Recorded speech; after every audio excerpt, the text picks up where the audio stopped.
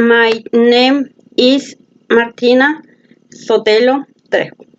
Today, I'm going to talk about my professional plans for the future.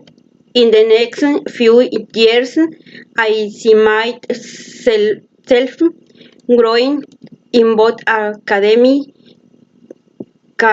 and professionally.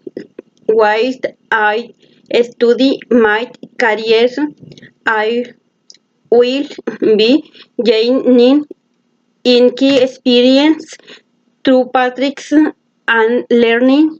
At the same time, I will be improving my English and my professional skills.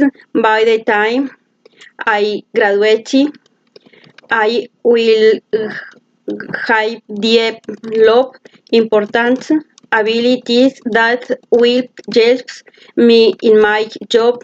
In 5 years, I will be working in my professional fields. I will jobs achieve my main goals, and I will be growing in as a person and as a professional.